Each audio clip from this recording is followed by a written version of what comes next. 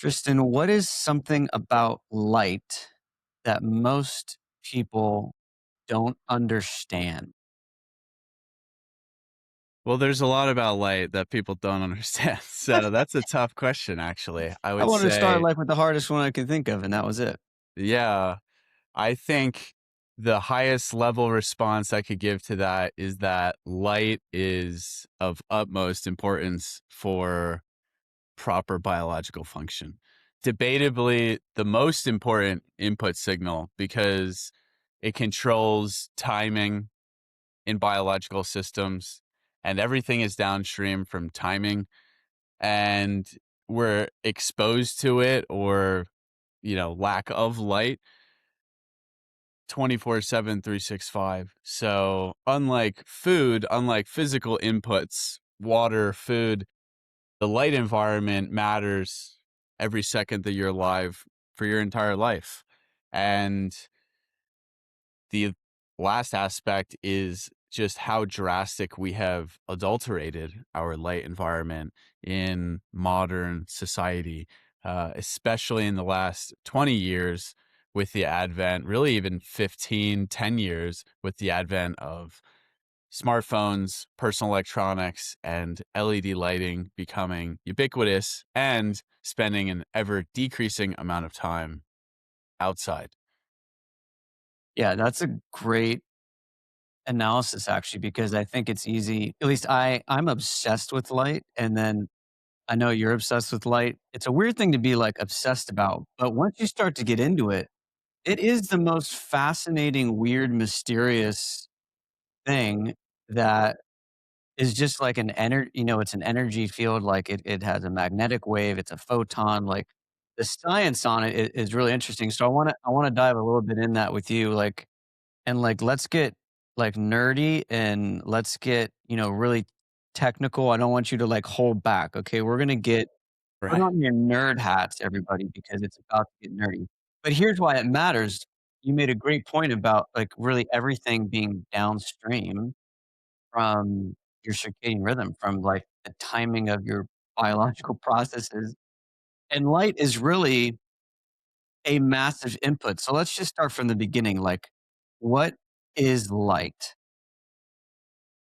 Yeah. Light is an electromagnetic wave. All electromagnetic waves as well have kind of a duality to them. And this is where you can get really into like the quantum physics aspect of acting as a particle, a photon, and then acting as a wave. I'm not here to teach quantum physics. You can look up some lectures on YouTube for that. But it's important to understand really the electromagnetic spectrum is a vast sea of waves, and they contain both an electric field component and a magnetic field component, and then they are photonic in nature. And the visible spectrum of light, like when you say light, you think of light that you can see, the blue sky behind me, the green tree behind me, the white shirt I'm wearing, which is, a combination of many light spectra of color. And that's only a tiny, tiny sliver of the electromagnetic spectrum in terms of what we can visibly see as humans.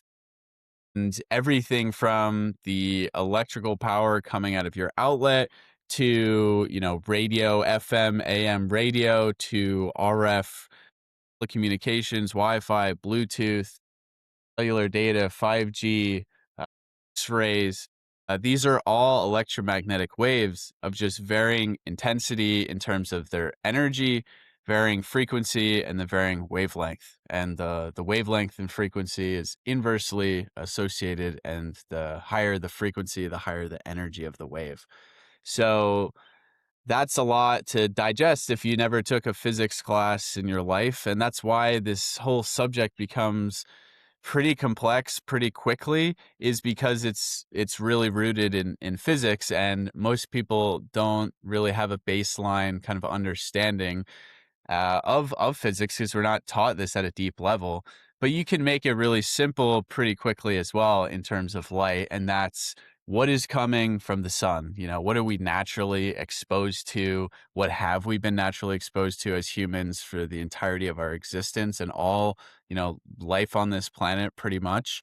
And that sunlight spectrum is really a combination of visible light that we can see. So the rainbow, red, green, blue, indigo, violet, yellow, orange, red, all of those colors. And then in terms of what's invisible to us, but still a part of sunlight, is ultraviolet spectrum, which is higher energy, shorter wavelength, and then the infrared spectrum, which is lower energy, longer wavelength. And most people don't realize, because it's invisible and we're not taught about it, is that infrared light is actually the majority of sunlight. It's over 50% of sunlight from an energy perspective, over 70% from a total photonic perspective. So when you're sitting out in the sun, you're getting mostly infrared light, you're getting lower energy, long wavelength light. And that's also why it feels very warm. That infrared is very heating to our tissues, and it penetrates deep into our cells. Those longer wavelengths can penetrate far deeper. And then the ultraviolet's the opposite. It's only present when the sun is high enough in the sky, and that's why you can only make vitamin D in certain latitudes when the sun is really like at peak UV. We have this UV rating up to, I don't even know what it goes up to, 15 maybe in the tropics, but 10 for the most part in the US. And that's really just measuring how strong the ultraviolet radiation is that's hitting the surface of the earth. And that depends what time of year it is and basically how high the sun is in the sky. So you're only getting the high ultraviolet radiation when, it's midday, summer is when it's peaking. Whereas like, here in Wyoming in the winter, it's really not even present at a strong enough intensity to produce vitamin D, to synthesize vitamin D in the strong winter months of late December, January, February. So there's a whole component and cyclicality to light as well on a seasonal perspective, but then also on a daily perspective. And that's where maybe there's more familiarity. It's kind of getting more popular with people like Andrew Huberman and others talking about this. And that's that light is setting your circadian rhythm. And the circadian component just means basically 24-hour rhythm, daily rhythm. And that is the presence of bright light in the morning during the day, and then the absence of light at nighttime. That's really setting your biological clock or your circadian rhythm every single day. And as I mentioned in the beginning, everything is really downstream from timing Mm. and light in your body, in your biology, but pretty much in any system in the world. Think of a factory line, think of your calendar for your work meetings. If everyone just showed up at the wrong time, or the factory synchronicity was off, nothing would get made, nothing would get done, and there'd be a lot of chaos. It's a great Your analogy. body is no different. And light is the main Zeitgeber, or time giver, as it's called in German. For some reason, that's just the word used to describe it. In terms of setting that clock, and hits your eyes, which transfers that message to what's called the suprachiasmatic nucleus. Everyone likes to say that works. It's very big and long, which is in your brain, your hypothalamus, and that's then setting all the clocks in the rest of your body systems, and that transfers to every kind of facet of biology in terms of how things are moving, hormones, your energy, cortisol, melatonin secretion, suppression, and, emotional regulation, nervous system regulation. All of that is downstream from timing. And that's a clock mechanism that is predominantly set by light. And out of all the light spectra, color, blue light happens to be the most dominant, most impactful input on the clock. Specifically, like 470 to 495 nanometers. But in general, blue light is the dominant Zeitgeber time setter.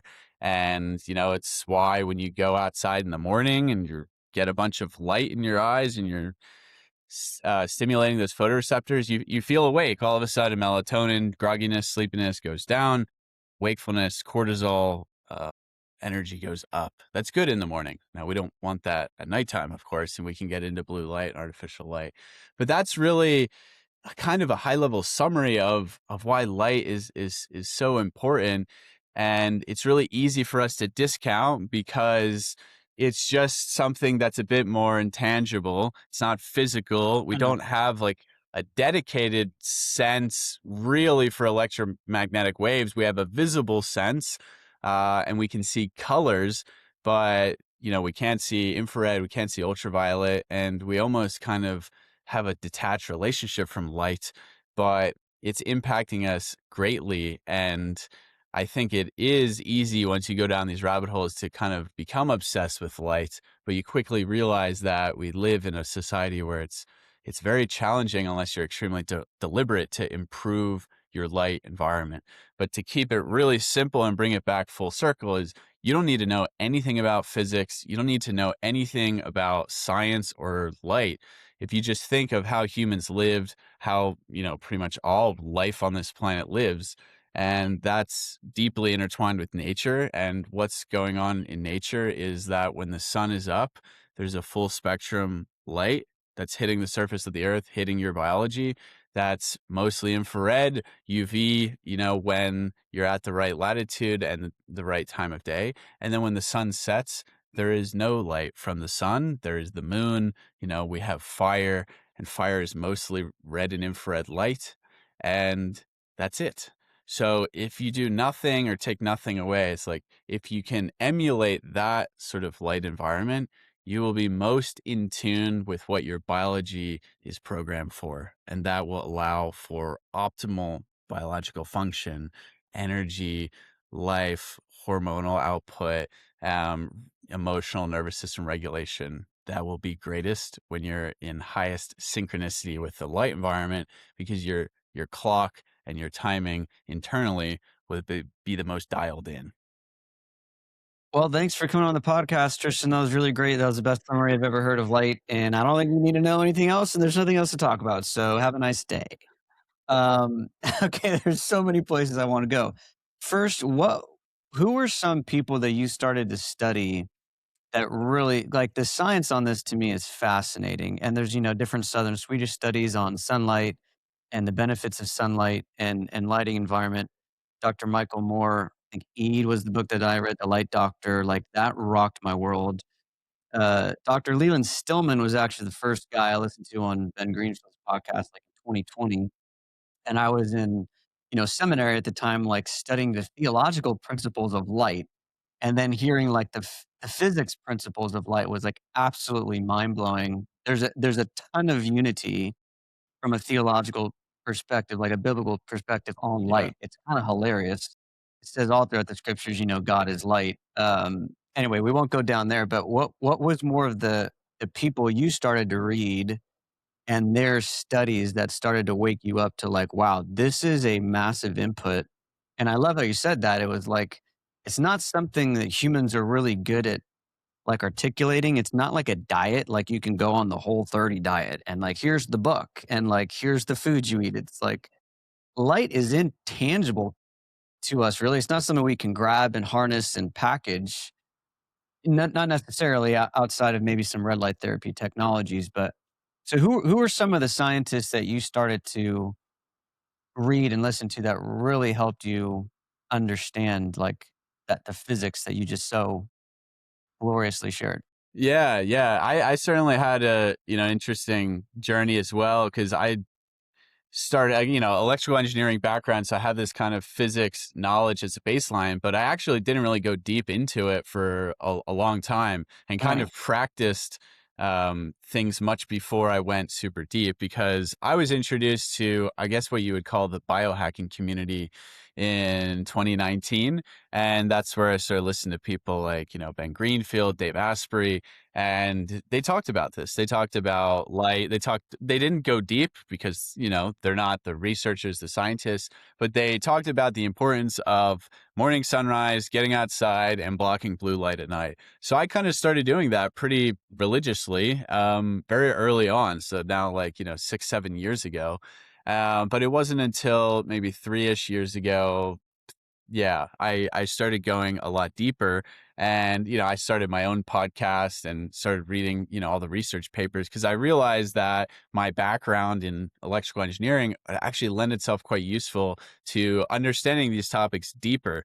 Not that, I'm, doing some hardcore physics research, but just having a baseline understanding of these terms, of these, units, and really how important physics is, and connecting that to the biological impact, because I was seeing really a silo of information, and then I got online on social media and I saw a lack of ability to convey a message in that is inherently complex, like what I just outlined. You asked me to be technical. I try to simplify it at the end, but it's, hertz and wavelength and nanometers. Like, no one uses these terms in Totally. the day-to-day vernacular. So, and then we're talking about the intangible aspects. So, yeah, folks like Dr. Martin Mori, Dr. Alexander Wunsch, Scott Zimmerman. You go down, the John Ott rabbit hole from back in the day. Dr. Jacob Lieberman. I had a lot of these guys on my podcast, and it was Yes. really profound.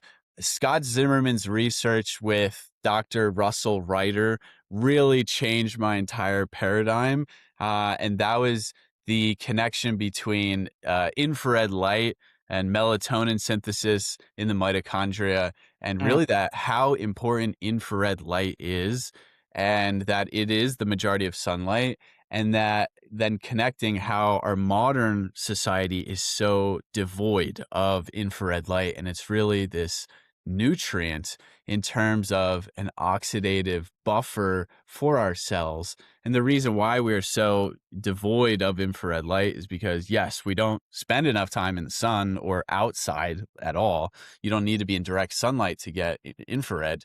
And when you're in a more green environment, such as in a forest, in a jungle where there's a lot of plants, plants actually reflect infrared, near infrared light, and oh, green light. cool. That's why they're green. So you're getting much more infrared exposure, when you're, in a forest bathing or near a lot of trees and plants. And that was just so profound. It made a lot of sense to me. And then you look at our indoor environments now. LED lights have zero infrared.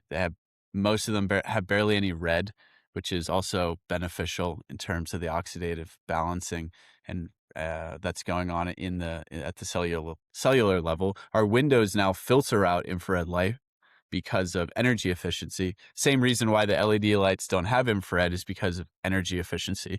And then, yeah, we don't spend enough time outside. So it's really a recipe for getting no infrared exposure. And yeah, Yeah, blue light is bad. That's the narrative. But really, blue light is not a problem if it's balanced with red and infrared light. So it's all about context, and I think that really opened my eyes, um, with Scott Zimmerman's research. And then on the ultraviolet side, certainly Dr. Jack Cruz's, education on this topic inspired a lot of folks, and he's more on the high energy importance of high energy light and ultraviolet light, and that took me to John Ott's work in the 70s discussing this as well. And he was talking more about ultraviolet light and the importance of that on human health, plant health, etc. So that's tying in really like the full spectrum approach. And it's fascinating then practicing that on a day-to-day level and spending more and more time outside and measuring with spectrometers and equipment to actually see like how bad is our environment. And it does depend, but yeah, once you kind of see the invisible in ultraviolet and infrared, then it's hard to unsee it. Yeah, let's dive into a little bit of the benefits of sunlight, particularly with the intracellular melatonin producing the mitochondria. Like the narrative is still avoid the sunshine. You're going to get skin cancer. Like the boomers are all getting skin cancer right now, right? And my hypothesis is, well, one, they're in their like 60s or 70s or whatever, but they lived, I'd say, the complete opposite of what you want to be doing, which is like getting sunlight in the morning, right, at a lower UV, building up that solar callus, staying out of those like burning hours, if you can, and then, getting more sunlight in the evening and afternoon. I know Dr. Mercola is like a big, at noon when the UV is the highest, get out there for an hour. I don't disagree with that, but most of that generation did not do that, right? They actually started working indoors. About 80% of our population now works at a desk. And then they go out and they get sunburned and then go back to their day like being in LED lighting. So let's start to break down a little bit of the lies of like, and I'm literally people tell me this all the time, like, Andrew, you're gonna get skin cancer. Like you're out in the sun way too much. And I am out in the sun a lot. And there's definitely some times where I'm out too far and I push it and I can feel it. But most of the time I don't get burned and I don't ever wear sunscreen. So like let's start to break that down a little bit. And when you maybe can give a little insight there, like let's start to dive into actually like, yeah, the LED world, which again, I remember when I would hear this stuff, and a lot of my life has been indoors and on planes, trains, and cars and offices. And there's a point where you can freak out because it feels like you don't have that much control, right? Like you have to go to the office and you can't take calls outside and you have Zoom calls all day inside. But I've been kind of hacking my environment now for a while, and I think there are ways to do it. So we're going to get to that. So I don't want people to feel too overwhelmed after they hear that, like what we're going to unpack and how important it is for so many different physiological, benefits. But so let's just start with like, okay, why should we not avoid the sun? And then let's connect that to like what actually is happening with the oxidative stress from LED lights and all that. Small Well, topics. yeah, yeah, yeah. Why to not avoid the sun? Well, the sun is the only reason why there's life on this planet. So you can think about it from that context. It is the That's very provider true. of life, energy, everything that exists here. But guess what? There is too much of a good thing. That's why Mercury is a, ball of fire basically, and Venus. And guess if you don't have enough, then you'll be like a dead frozen planet like Mars that we're trying to resurrect. So we're in this galactic Goldilocks zone. And then there's also more, smaller scale local Goldilocks zones, depending on your location, your heritage, your mitochondrial Interesting. genetics. And that is very important because, you're a Laubacher. I'm also Austrian. Like our skin is probably type 2. We can get tan, but, we're Caucasian. So what does that mean? That means there is a limit. We can get sunburned. And this has nothing to do with like racial profiling. This is literally the synergism Melanin. between melanin, your mitochondrial genetics, and also the environment that you're living in. So I'm in Wyoming. There's actually way more sun in Wyoming than Central Europe, where, my ancestors are from, where this melanin profile evolved from. And that's a good thing. Why? Because in our modern world, we're so deficient of sunlight that it makes it easier to actually tap back in and get higher energy sun for more consistent periods of time. Whereas in Central Europe, Northern Europe, in places like Seattle, Portland, Scandinavia, Canada, if you don't take advantage of the sunny time periods and if you don't spend like all the time outside in the summer when there is like 18 hours of sunlight, you won't be, carrying that energy through the winter. You won't be having the vitamin D stores to last you through a long, rough winter. And that's the cyclicality component that really matters for, people like us. But now we live in this world of endless summer metabolism in kind of winter light exposure, you would say, or even worse because we Interesting. don't have the infrared component. Because even in the winter time, there's no UV, there's still infrared. It's accessible.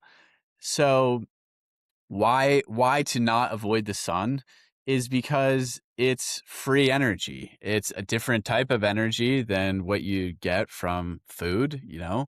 It's photonic, but that photonic energy drives so many biological functions, and each wavelength of the sun has a different impact on our cells. We can't even pretend like we have a strong depth or grasp of understanding, but we know that when we get a sufficient amount of full spectrum sun exposure, we feel better intuitively. And then we're able to go about our kind of day to day as humans full of energy. It is not normal. It is common. It's extremely common, but it is not normal for humans to need to wake up, pound a couple cups of coffee, midday, have a Zin, and then have some, downer to go to sleep at night. That is not normal. That is very common, but it's because we've been so removed from the natural energetic inputs of our environment that we have to use these crutches to kind of function properly as humans. And this is to me the biggest, you know, telltale sign that something's really wrong. And yes, the food also has a major impact when you're eating, ultra processed foods that are also causing inflammation, mitochondrial dysfunction. That's other input signals that are damaging your metabolism. But if you combine that with the greater macro of this really removal from the main energetic input in terms of how it's regulating our entire biological system in light, you really get a recipe for disaster. And that's why you do see, as you're saying, like some of these older people in Florida, their skin looks terrible. And, everyone's worried about skin cancer. Well, you're worried about skin cancer because the sun could exacerbate it, but it's really not the root cause. And again, what's your ethnic background, what's your skin type, and then what's the rest of your environmental design looking like? Because if you build up a solar callus like you and I have, you can harness more energy from the sun. That melanin is buffering it, and it's also acting as an oxidative response. But to get back to the infrared and melatonin piece, that is Great. really the balance.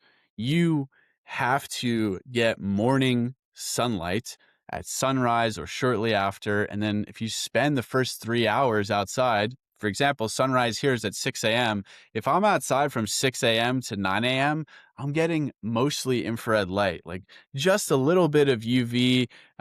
It's slowly rising in intensity over time. By 9, yeah, it's probably close enough to kind of have an impact on my melanocytes. But what that's doing, and there's research that's pretty cool that's showing morning sun exposure can actually have a sun protection factor. I think the study said SPF like 15. If you spend time outside in the morning preconditioning your Great. cells to then when you get to noon, when people are like, go outside, get the high energy UV, get tan, you're going to be able to stay out there longer without getting burnt because your cells are already prepared and have had that preconditioning.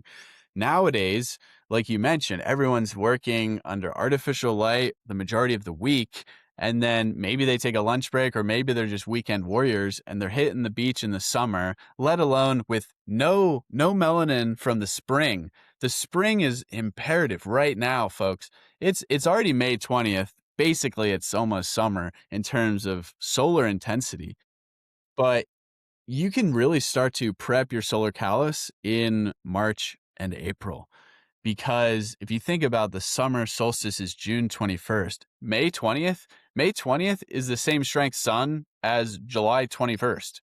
Same strength because we're 1 month off the peak. So that's what people don't realize. Their problem is they start going outside in peak UV in June. That's when it's at its absolute highest, and they have no solar callus. They have no preconditioning on a daily rhythm and then on a seasonal rhythm. So they're completely out of whack. And yes, in those instances, when you combine poor timing, no solar callus, no preconditioning, the Fitzpatrick skin type, and the poor metabolic health from the rest of the environmental factors, then certainly an ultraviolet level of radiation, that type of energy, could exacerbate or cause, melanoma. But it's really dishonest to say this is a sole cause. And a lot of the research that is saying this is isolating ultraviolet light in a petri dish lab environment, which I doubt they're accounting for any of the independent Yeah. variables in terms of the light. And yes, it's a high energy wavelength that can, cause damage at the cellular level. But your biology already has figured out the repair mechanisms, the balancing mechanisms. You're just bypassing those, ignoring them because of our modern environment. So that's really the situation we're in. But wow, that just took me like, 7 minutes to explain. No one's going to listen to that. No one's going to think about that. But it's simple, understand the context of where you stand from, a genetic perspective, an environmental perspective, and build up a tolerance. It's like anything else. If you want to lift more weights, progressive overload. If you want to Yeah. tap into more energy from the sun, you can't just, fly to Costa Rica or El Salvador and go outside and expect to not get sunburn if you're white. That's not how it works. You got to build up in March, April, May, and you'll have a great summer being able to spend hours at the beach and not get burned. But the key thing here is that the sun is really, especially in the summertime, such a tremendous source of energy. You won't need to eat as much. You'll feel really fulfilled. You'll have energy all day long. You won't need as much caffeine. You won't need really the crutches of day-to-day life. You'll sleep better. You won't even need as much sleep. And that's normal in this kind of cyclical seasonal change. And then the winter time, if you spend more time outside in the summer months, you'll feel much better in the winter because that seasonal depression affective disorder won't be as prominent if you have the vitamin D, if you have the solar energy that's been stored from summer in the winter months. And that's kind of how it's supposed to work in seasonal environments, right? You're supposed to get just enough energy to kind of make you last throughout the winter. And then right when March rolls around, right when spring equinox hits, you're actually then finally getting enough solar energy to get back into it, to get back outside and tap into that free energy resource. So it's uh, it's all a balance and cyclical system. Yeah, and I think once I started to, like, implement these things in my own life, I mean, I felt the difference, like, straight up. Like, energy-wise, I'd always crash at 2 p.m. This was, like, right out of college. I'd have my, noon burrito with just, tons of flour, carbs, and I would get so tired at my desk at 2, I'd have to drink a coffee to try and get through, and then, now, like, my days, I don't actually experience, like, any dip. If anything around 2, it's maybe just that natural, um, you know, energy levels going down, which is, maybe a time for a little nap, which I get that most people don't get. But I don't really experience, like, really any levels of exhaustion during the day. Now, when I'm traveling, that's a different story. It's like pretty miserable experience. There's a ton happening there with, the electromagnetic energy fields and planes, and we won't get into that.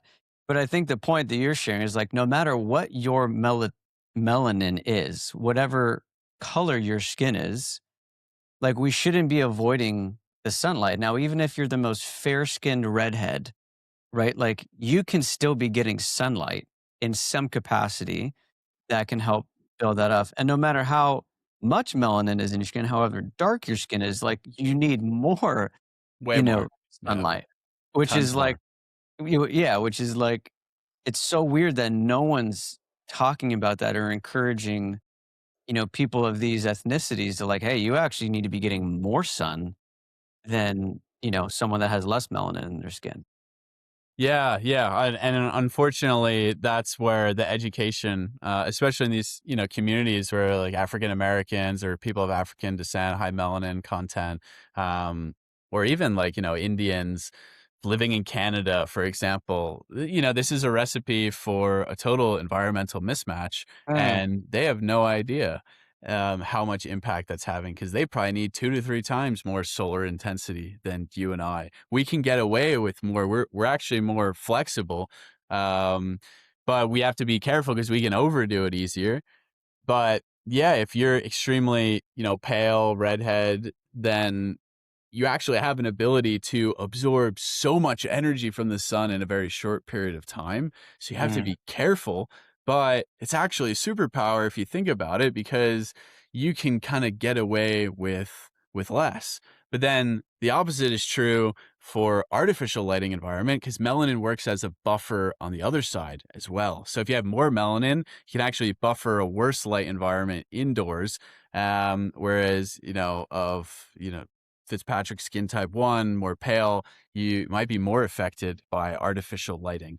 It's not fully, been proven or anything like that, but in general, melanin acts as a buffer on both sides from an antioxidant perspective. It's one of the most fascinating molecules in the world. We know very little about it, but yeah, I would try to think about how you can live very much in line with your personal preferences, your genetic heritage, and that's going to be a good recipe for achieving better health and having more fulfillment. But it's tricky because obviously the day to day being indoors for the most part because of modern work environments is probably the bigger challenge to tackle. yeah.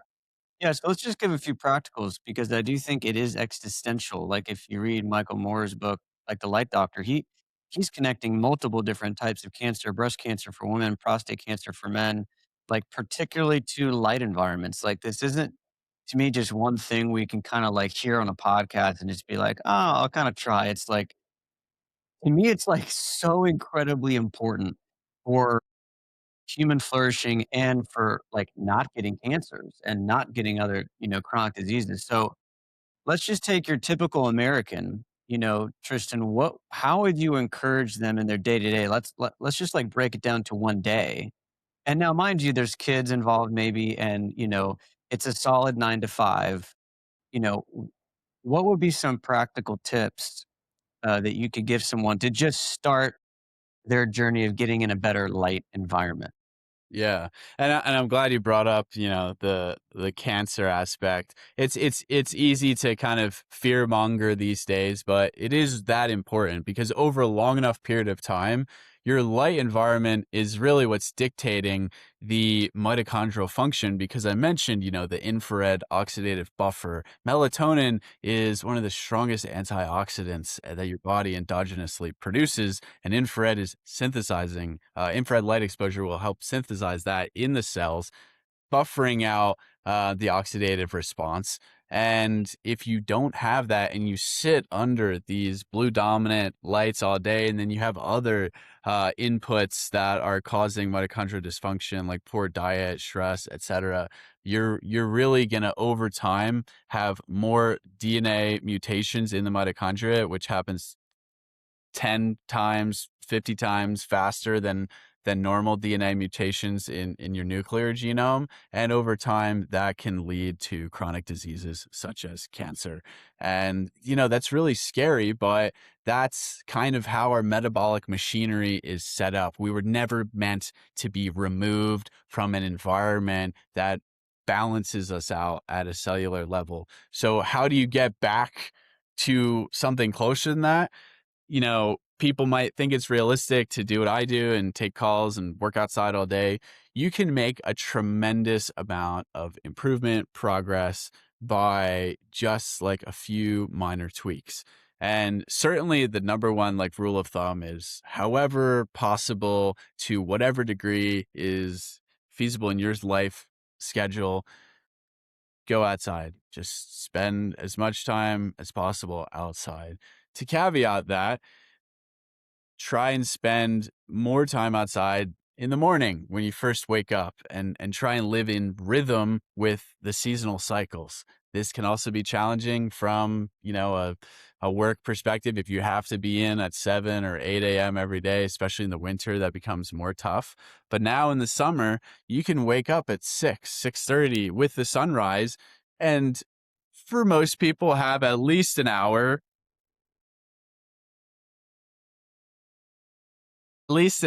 before they have to go to work. So you could spend, your morning outside. Maybe you have to get kids ready and everything. At least try and get like a 10-minute walk in outside in the morning will do a tremendous amount for your health, your biology, and your well-being. And then throughout the day, take light breaks. Can you have a walking meeting outside? Can you eat lunch outside? Even when I worked in an office, uh, regularly, I did both those things almost every day. I walked to a train station and I took the train to work. Public transportation is underrated because you typically have to walk or bike, and then you're spending more time outside. If you're driving, especially when it's nice out, open the windows. Those windows are all filtering infrared light. So if you can open the windows, and, we could talk about fresh air for an hour as well and how that's another important input signal. But really just try and spend as much time as possible outside, and then take advantage of your weekends. Your weekends are 2 whole days where you can spend as much time as possible outside, and especially in summer months when it's nice weather, then that's what I would be prioritizing. That's what I do prioritize. And then at nighttime, the key is really to get the lights dim and warm. We, for some reason, have replaced incandescents with these horrid white LEDs that not only are aesthetically like displeasing, but they're just completely overstimulating, super high in blue light, have almost no red and certainly no infrared light. And people use these at nighttime, which is the ultimate mismatch with a winding down time. So for lights during the day, you want them to be as bright and full spectrum as possible. You can bring infrared back into your light spectrum. If you work in an office, you could buy an incandescent lamp. You could even get, a 100 watt, 200 watt lamp on Amazon, and shine that near your desk or your face. And then you're actually balancing the spectrum. So the overhead blue LEDs are going to be less of a problem because you have all this infrared now. At nighttime, you want to turn the lights off that are overhead, and you want to just have dim and warm lights. That is where I think warm incandescents are the actual best option for light at nighttime, because you can still see. If you have like a deep amber incandescent, like ones we've developed at daylight, and just try and keep the minimal light intensity on, and you'll notice very quickly how much easier it is to wind down and fall asleep. Now, of course, if you're staring at your iPhone watching TikTok, then you're going to be stimulating yourself again. So you want to avoid that as well at Which nighttime. apparently on that, there's, like, some studies I heard that were like, it's not necessarily like TikTok, that's like or the blue light that's, from the phone, but it's more actually the TikTok, like, hyperstimulation, but I'm like, to me, the blue light is still affecting your physiology. Yeah, I mean, if you watch like, a horror movie in full red mode, I'm sure it would still like keep you up at night, but it's they're all a factor, right? Like it's the content, it's the flicker of the phone screen, it's the light spectrum, it's your ambient light environment, it's your mind racing about whatever thing happened that day.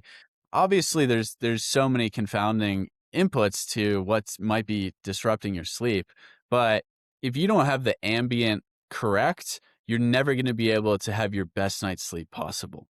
If you don't have the ambient light environment, you will not get your best night's sleep.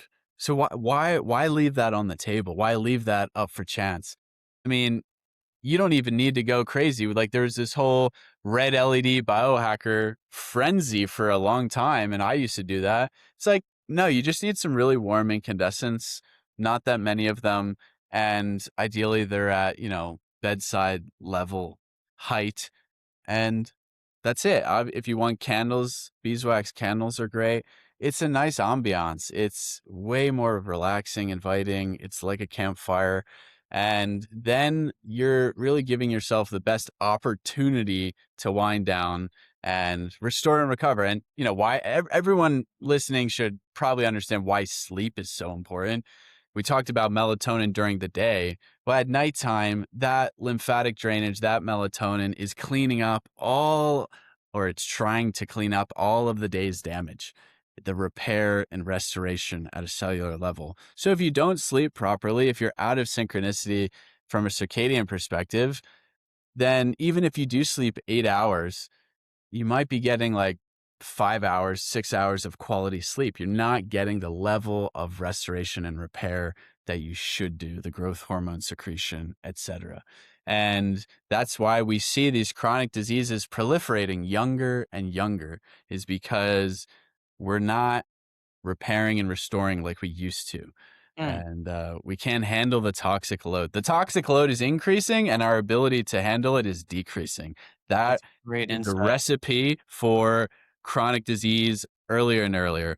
And that's why people, like my grandpa smoked cigarettes and drank whiskey till he was 100. Yeah. And he was outside probably working with his hands, and there were no phones. There were Totally.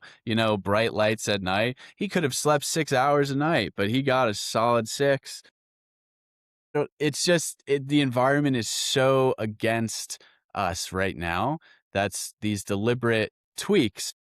And I would say none of these things are inherently expensive. You don't need to buy $1,000 red light therapy panel. You don't need to, take all of these supplements. They can be helpful, but if you're not addressing the ambient foundation, then you're leaving most on the table. Yeah. Yeah. This is going to have to be another podcast because light just took us a solid 50 minutes to just like get the good base. I want to close actually with just a little bit of daylight. Obviously, we connected, humanality with daylight and, our passion for healthy tech and using tech intentionally. You brought up a little bit about Flickr and just about screens and just hit us with like a little bit of what daylight is up to, like the problem you're trying to solve, I think is incredibly important. And what I love about it is that you really are addressing the light environment while using technology. Like you're not getting rid of some of these things. You're creating, new modalities for how we use them and where we use them. And I love my daylight computer.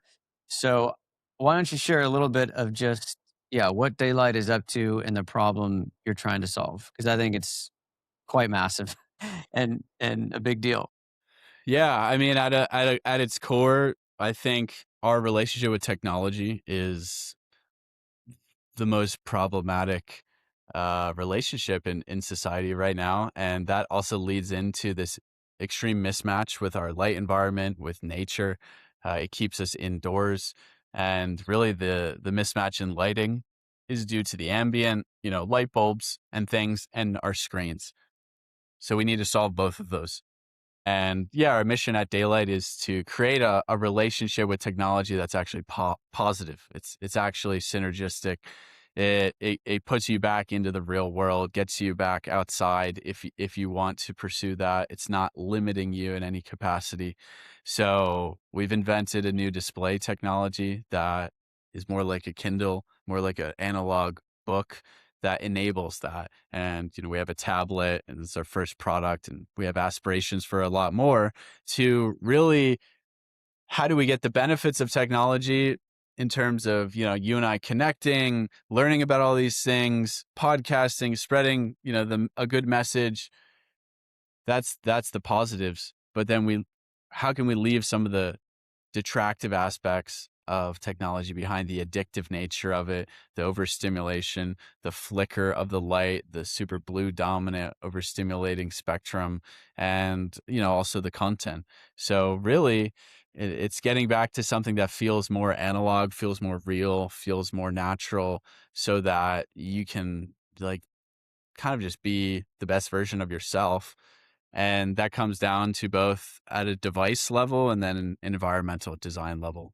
So yeah, that's our mission at Daily Computer, and it's a joy to be able to work on something that can have such a massive impact in the long term on society. And we're just getting started. And I think the awareness it's really exciting, as someone who's been kind of in this world for years now, to see the acknowledgement, and the shift that's happening on these, issues. And I think there's a lot more to come, and people are just going to gravitate towards things that feel better for themselves. So, if nothing else, if no science, no research papers ever published again, and we purely went off feel, then I think we would win. Because when you put an incandescent in over an LED, when you go outside on a sunny spring day, when you pick up a daylight versus an iPad, it just feels better, feels less stimulating, less aggravating, and we need that, I think, desperately as a society. Love that. Where can people find all of your work? I know you're like a teacher extraordinaire, educator on these topics. I think your voice is gonna be incredibly important, and I think too, a lot of working with, like, you know, younger students and K through 8. We had a student in one of our humanity clubs that, like, was having headaches in the morning, and, I just asked her, like, "What do you do in the morning?" She's like, "Well, I wake up and I scroll, and then I go straight from my room to, like, to class." And I was like, "Hey, why don't you, like, not scroll in the morning and just go get a little bit of sunlight before and just see what happens," right? Like, all of her headaches went away, all of her energy increased, like, she didn't have that problem anymore. I know we're probably having, like, adults that are listening to this, but I think this information is, like, super crucial for all ages, and I think your voice, as you continue to, like, articulate, really high level science and physics and, engineering principles into the mainstream, I think it's gonna be incredibly important that people, like, follow what you're doing. So where can people find, like, Tristan on the interwebs? Yeah, and certainly imperative of utmost importance for the next generation, and that's where my focus is as well. Because giving kids iPads at 2 to 3 years old is a is a habit that we need to change. And if it doesn't start there, then really the future is much more grim. So, if anything, if you're listening to this, take that into consideration for younger members of your family, society, etc. But you can find me, switched all my socials to Tristan Scott. So it's like Tristan double underscore Scott, Instagram, Twitter, YouTube. I have a page now. Substack. I'm trying to write more on Substack, long form. That balance between long form, short form is always, something to figure out in this overstimulating hyper Yeah, consumable content world. But tristanhealth.substack.com, or you can search my name there as well. And daylightcomputer.com is our website. We sell incandescent light bulbs as well at daylightcomputer.com/labs. It's just like a fun thing, since some people have trouble, like in California, accessing these, and we've custom made, wooden bulb holders with 3-prong plugs, and it's ultra low temperature amber incandescent. And yeah, have some fun other experiments coming as well. I love it. I appreciate you taking this out in the light, even though there was really loud cars and, like, motorcycles. It's totally on brand, and I totally am okay with it. So, I need to go get in the sunlight right now. Hopefully you can filter those out a little bit. It's all good, dude. Thanks for coming on. Thanks, Andrew. Peace.